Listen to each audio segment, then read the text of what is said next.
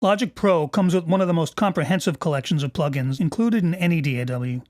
Just about every kind of real-time effect and processor is provided right out of the box, from the basic mixing tools like dynamics, EQ, delay, and reverb, to more creative processing like modulation, pitch manipulation, and imaging, along with a suite of extremely useful metering displays. Logic breaks up its massive plugin collection into categories, and for the most part, these FastTrack courses will more or less follow those groupings. This course will cover Logic's distortion effects, from basic distortion and overdrive, to a whole case full of stompbox drives and fuzzes, to a truly comprehensive collection of modeled guitar and bass amps and cabinets.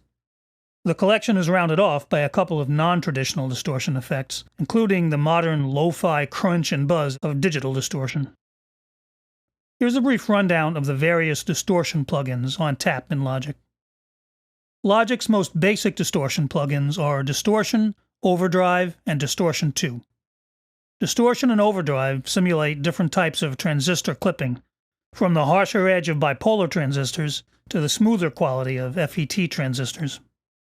Distortion 2 is a tube overdrive simulation, borrowed from the amplifier section of Logic's B3 and Leslie model. Clip distortion offers a more flexible feature set, incorporating symmetrical or asymmetrical clipping with multiple filter stages, letting you shape the character of the distortion in the way that amp makers do when they design a particular overdrive circuit. The collection of emulated stomp boxes in Logic's pedal board includes a dozen virtual distortion and overdrive pedals. Some are clearly based on specific hardware, though most are meant to generally evoke the different kinds of overdrive, distortion, and fuzz boxes that have been used over the years on guitar and other instruments for their individual characteristic buzz and crunch.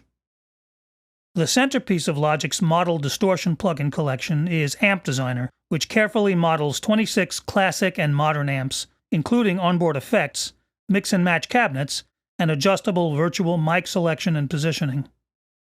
Bass Amp Designer does the same for bass. Its smaller collection of amp models still provides the most classic models, along with a studio-grade blendable DI, and again, multiple cabinet and mic options. Logic also has a couple of less traditional distortion effects. Phase distortion offers modulated distortion, where the distorted signal is phase modulated by a resonant filtered sidechain copy for some unique and interesting sounds. And for modern-day nastiness, Bit Crusher offers all digital distortions, including digital clipping, aliasing, and bit reduction, for all the lo-fi effects you could ever want. But besides the dedicated distortion effects, Logic also incorporates a little gentle overdrive into many of its other plugins for a much more subtle saturation effect, rather than as the main event. Before jumping into the main distortion plugins, I'll do a very brief primer on the basics of distortion and saturation, and take a brief look at a couple of Logic's other effects that also utilize that more subtle overdrive in the next video.